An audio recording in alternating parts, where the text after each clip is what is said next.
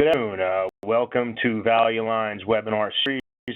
My name is Jason Wiseberg. I am the Executive Vice President of Sales running our institutional division here at Value Line. If you are signed in and can see the home page on your screen and hear my voice, then you are in the right place for Value Line's webinar.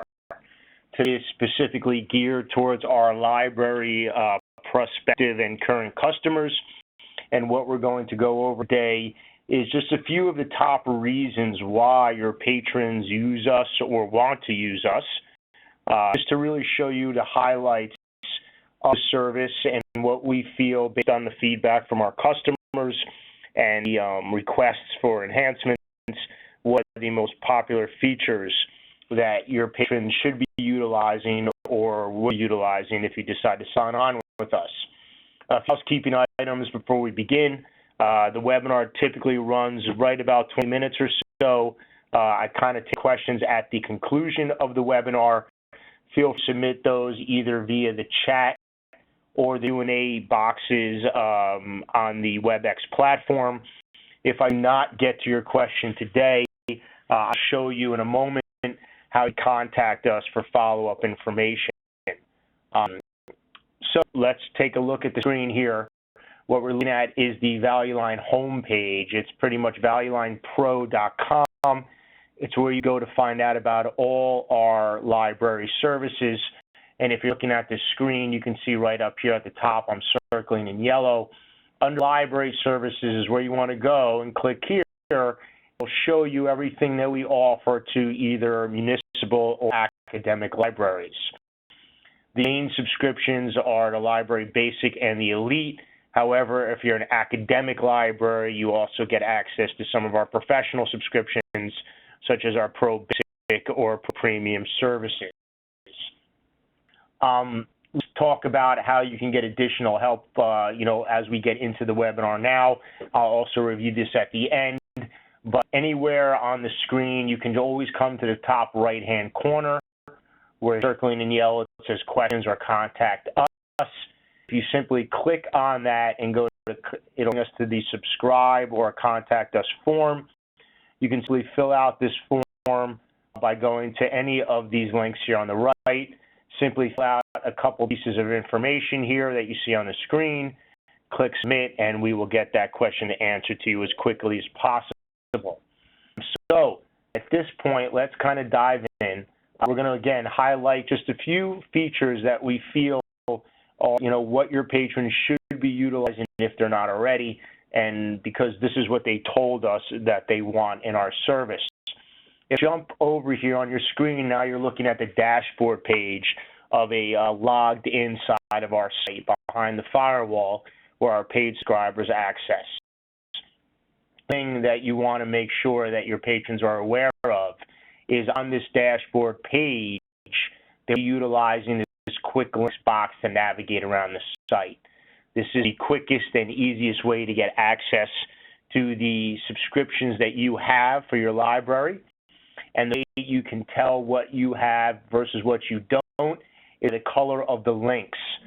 So for example, everything in blue I access to, everything in gray I do not. And if you didn't remember that, it's okay, because if you pulled your mouse over something in gray, it'll tell you that this is not part of your subscription. So you would be able to easily identify what you shouldn't be using or should be using. So the first thing is, again, this dashboard and the quick links box. But importantly, right above it, this white box here on the top right-hand corner. This is the quick and easiest way to get access to any of our reports. Now, the most popular and the #1 reason why patrons are using Value Line, and the reason that you as a library subscribe to Value Line, is to get access to our research reports, which help your patrons, which are also investors, kind of guide them through their ideas of what they want to invest in. So we certainly supply our subscribers with, hundreds of recommendations, but a lot of times your patrons have their own recommendations in their head, and they quickly just want to get access to the reports that they need. Now, if you're a patron in a municipal library, if you're a professor at an academic you're a student at an academic library, most of the time they really have an idea of what they want to get, and they just want to get to it the fastest way possible. And they're going to utilize this white box on the top right-hand corner.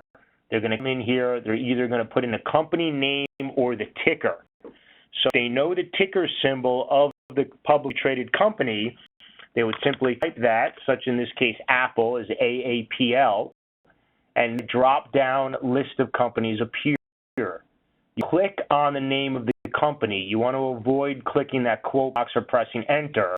And clicking on that name of the company, it will load the digital version of our report. Once loaded, the user is going to have a bunch of different types of information to look at. And here it is. So this is all the information that Value Line provides. There's no limit to the information you see if you have access to a specific set of companies. In this case, Apple, they'll have all the information that they would need to form, an educated opinion of what they'd want to do with this investment. So the second part here you want to realize is not only are we looking at the digital version, but you also have access to those classic PDF reports. That one-pager that if you're a library that still has our print subscription, and a lot of libraries do, these days they have print and online to satisfy both customers if their budget allows, you also have access to these PDF reports. It's important because they're going to come here, click on PDF, and you want to note that you're going to have access to a few historical reports. Again, depending on your level of subscription, this will vary from our standard rolling 13 weeks to as far back as 1997 if subscribed to our historical archive service. And we will actually talk about that next after this. But to see any of these PDFs, the most recent one will always be on top here, the first one listed, in this case September 30th, 2016. If I click on that, this page hopefully looks familiar to a lot of you as the one-pager that your patron can print out and take with them to go and either take home to read more or dive into. So the one thing I want to point out, and hopefully some of you, or if everybody knows this, if not, I can understand why. If you scroll down here, I mentioned that the most recent one was dated September 30th, 2016. So you would say to yourself, okay, well, today's November 28th. How can the most recent report? For those of you who may not be aware, Value Line is on a 13-week cycle with the companies that we cover. For example, last time we pulled out a full-page report on Apple was September 30th, 2016. That means the next page, full-page report, such as the one you see on your screen, will be issued about 13 weeks from that date of September 30th. So Value Line is a very long-term focused resource. So your patrons, faculty, students use us when they want to do long-term evaluations and at either long-term past data or to us or look at our information, formulated opinions that are 6, 12, 3, 5 years out into the future. So somebody's not looking at Apple today and saying, hey, do I want to buy this today and maybe sell it next week? That'd be more of a trader, and we don't that type of market. So it's just a little FYI yourself to understand the resource and why they're using it. So I shut down this PDF. We're back to the digital version of the report. And if you'll notice, no matter what screen we're on, this box up here will follow us. And then you can quickly jump from one company to another if you have more ideas in your head. Before I move on to our next second feature that you need to be aware about if you're not already, let's jump back first to this dashboard where we started and remind you of the quick links box here. The links, if I scroll up, I can click and drag and move these boxes around. Again, this is the main navigation hub where you want to drive all your patrons to go to really access the service in the easiest way. So with that said, the number one feature was using this white box up top. The feature is the historical archives. Now, this does not come standard. The Historical Archives database goes back to 1997. Continually builds. Every week it adds on another week of historical reports on there. The standard is that rolling 13-week archive that you have access to. The academic library, and you have access to our pro subscriptions. You have 3 or 5 years of historical reports included in your service, depending which one you subscribe to. So if I click on this Historical Archives link in this quick links box, it'll bring me here to a screen, and right up here is where I would go to put in my ticker symbol or company name, or actually just come and look at in the past for any of our reports. So not only can you get access to the company-specific reports, such as Apple, back on January 15th, 2011, you can actually get access also to the past selection and opinion and summary and index reports. So if I put a date in here, rather specific company, it now has pulled up all the companies that were issued back in the day I picked. As well as I mentioned, you will have access to here the summary and index and the selection and opinion from date. Click on that link, you'll see it'll load up the actual PDF. And here I chose the date October 7, 2016. So this is the report I had back on that date. Now, the Historical Archives is very popular, an obvious reason being that it does not take up room on your shelves. This is a digital archive library that your patients can get to whenever they want, in a digital format, upload these PDFs, or I should say download these PDFs, and then so they can print them out and take them with them to read, at their convenience. So, that's one way to get to a list. I could also come back up here, let's with Apple, put in that ticker, click on search, and you have the full archive database. You see if I scroll all the way to the bottom, I'm going to get to 1997. 24th, 1997, Apple's out. Also, the SNO and the SNI that released that same week. And click on the PDF report here icon for Apple. It'll pull up the PDF report that was issued January 24th, 1997. And I click on this and wait a minute for appear. It seems it does not. Oh, there you go. There you go. So here is the report, and if I scroll down, you'll see right here, written by George Neiman back on January 24th, 1997. This is the report on Apple and everything we thought about it. Now, you might be saying to yourself, why would somebody need to look at these past reports if it's old data? A lot of times your patrons or especially faculty at professors at a academic university will look at this to do some kind of back testing or formulation or other projects that their students might need to work on in order to make their own valuations going forward. And at times investors will judge what they want to put their money into by looking at past performance or past data on a company. And this is a great place to go to be able to see that past kind of data. If you're looking at your screen, you'll see in this PDF alone, they have data going back to 1980 on here. And they can take this out, take it with them, and then further formulate their own information and what they need to do. So a lot of times professors tell us they find projects where they'll have to go and they'll get these kind of resources. In the municipal library world, a lot of professionals actually who don't have their own subscription would rely on their library to come in here and get these backdated reports so they can form their own professional valuations in their chosen field. Okay. So on your screen again, I'm back to the Historical Archives. That pretty much covers Historical Archives. There's not a lot to it. You search by either specific company or a date and get all the reports or companies that issued that day, or just the specific reports that were issued for that specific company. Again, it's a great database. There is an additional fee involved, so if you don't already have it, you can contact us to ask what it would cost to add it to your current subscription if you're interested. All right? So let's talk about the next one, why your patrons really want to be using Value Line. It's our screener. The screener is kind of like, let's call it the old card catalog back in the day. When I would go in there and go through all those cards, and I'm dating myself a little bit. But basically, I had an idea in my head of what type of books I wanted to find.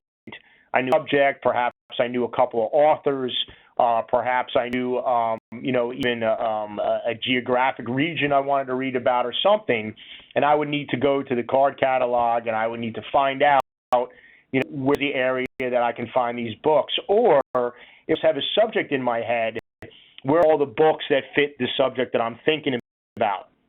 Same concept with our screener, and everyone has access to the screener. You find it under the Find Ideas section right up here on your screen, and right here it says Screener. And this is going to go to really sift through our universe and note down what you're looking for. A lot of times your patrons, your faculty, your students, have in their head a list of criteria that they need to get to ultimately see a list of companies that fit their criteria. For example, a professor might give me a project to do with me going to find a whole list of companies, in automotive industry on some criteria of safety or stock price or market cap or things of that nature.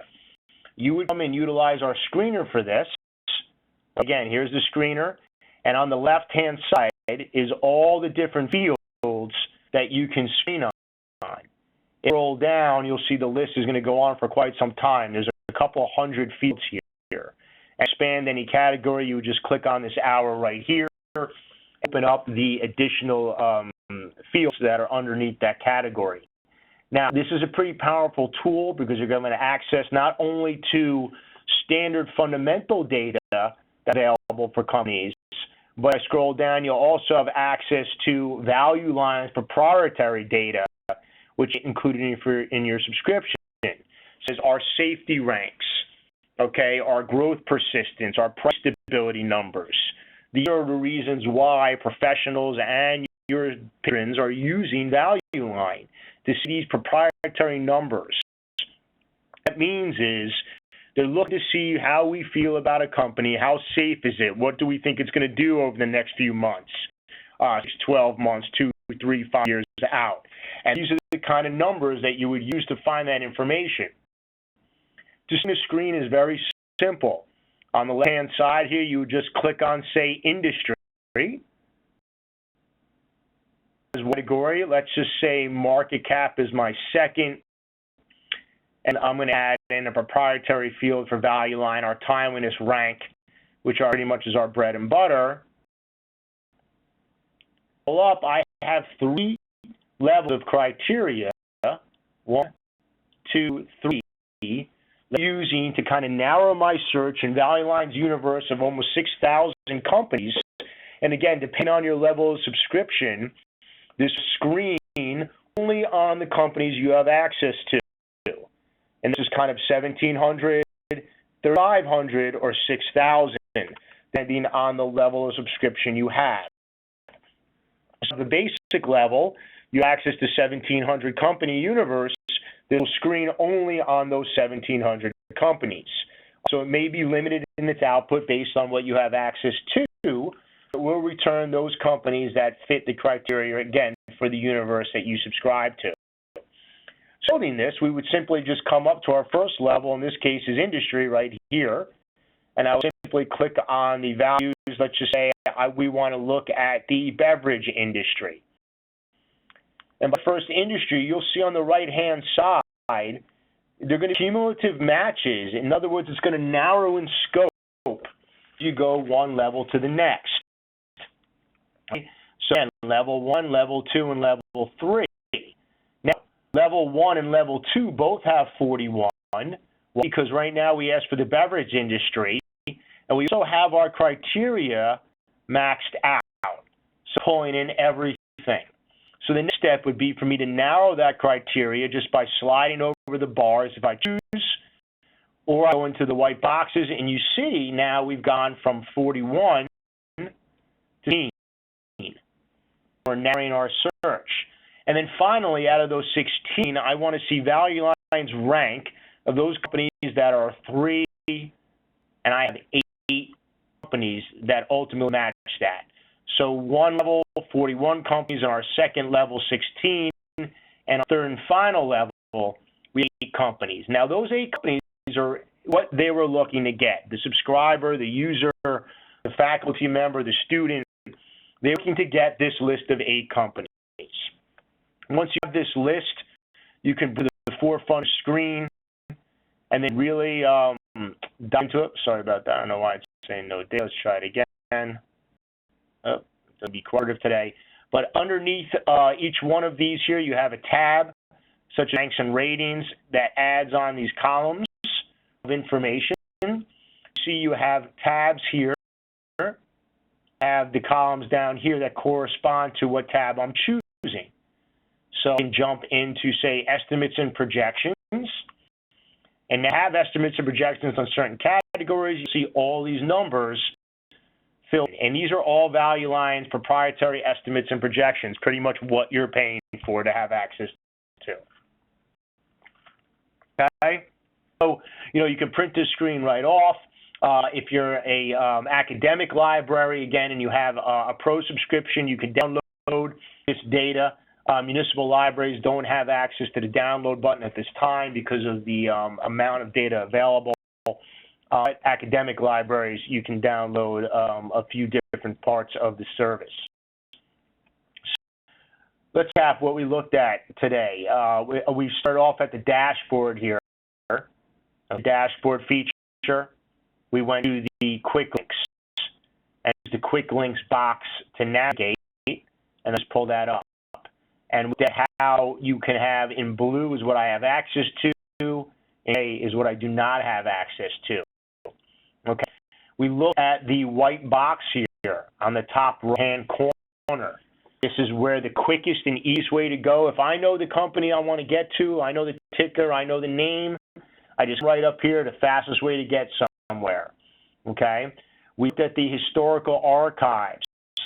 All right, clicking on the historical archives, you can go in here and you can simply put in a ticker or name of a company and get all the reports going back to 1997. Right? And then we went in to look at, on the Find Ideas section, the screener, which I like to call the card catalog of our universe, where you go in and find out, what exactly you're looking to get. So at this point, we're running about a little over 20 minutes. I want to end with showing you where your users can go for some online help. If you direct them to the investment education section right here, we'll click on investment education. Tools and guides, you're in that section, which is right here on the top right-hand corner. And a list of videos and PDFs that can help you navigate. Our video library, for example, will show inside the Value Line Pro Equity Research Center, different webinars that we have housed. You can go on here and you can look to see on how to use some of the platforms. Jump back to the tools and guides. There are PDFs, for example, how to the Value Line ranking system. So, this explains what exactly you're looking at when you're looking at our ranking system of 1 through 5. Put that down. We talked about the screener. If you remember how to do all that, right here is a PDF on how to use the screener tool. I can just click on that PDF, and I can simply go through step by step and show you how to build and output of a screen. So they're great resources under the investment education section that you definitely want to utilize. So one other thing I wanted to leave off with, again, just reviewing that if you didn't have any questions now, how to reach us in the future, jump back to Value Line here, valuelinepro.com. You want to come to the upper right-hand corner of our website. Right here is questions and contact us. Click on any of these categories, contact us, subscribe. There's a customer service portal. Go on here and contact a specialist, frequently asked questions. So I encourage you to kind of make use of the tools we have at our website for you but of course, feel free to contact us directly if you have any other questions. So I'm going to look over here and to the chat feature, and I do see there's a few questions out. The first question here, we've talked about the basic will cover 1,700. What about an intermediate or advanced license cover? So basically the question is asking, what are the different levels, subscriptions? And if I go into the library services and we look at the digital library equity products, see here on your screen the difference between the library basic and the library elite. And the main difference for that question, the basic has 1,700 companies, the library elite has 3,500 companies. Okay, so the only difference, and this mostly applies to municipal libraries, but it could apply to academic as well. The biggest difference here, when you're looking at the library basic versus the elite, is the number of stocks that are covered. Okay, basically the biggest differentiation. You get the same number of historical reports. You'll have access actually to a year in packages. And again, it's only the two difference here in the NOx. If I come over to the professional services, the academic libraries have the opportunity to get our pro subscriptions. In the pro world, you see there's 3 levels. We have a pro basic, a premium, and a pro elite. Okay, you have the option of getting up to 3 or 5 years of reports in either 17, 35, or 6,000 company universe in reports as well. So those would be the biggest differences in our level of service. I see there's another question on here talking about subscription rates. So rates are going to vary. On the academic side, we quote by your full-time enrollment numbers.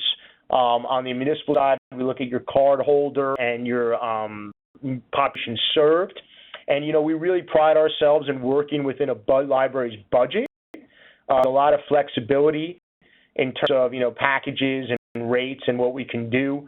All products include room access, and we can do that a whole bunch of different ways, meaning barcode, referring URL, and our IT staff can work with any size library, small, medium, or large, to help them set that things up.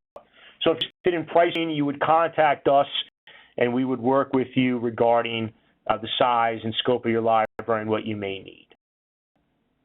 Okay.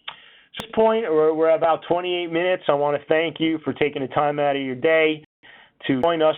Every month. We have a library webinar, so I would encourage you to come to here, library services, and then go to webinar series for libraries, and it'll show you right here. Next one is actually December 15th, where we're going to take a really more deep dive into the historical archives platform. This has been a really popular subject. Where libraries are moving away from storing print on their shelves. They want to know the options for the historical archives. So December 15th, we're going to take a deep dive into that, really show that product and everything it can do and the different options. Again, thanks for your time. Contact us if you need us. If you're a current customer, thank you very much for your business. If you're a prospective customer, we hope you learned some things today and look forward to hopefully serve your research needs in the future. Enjoy your week and your day, and thank you again for attending.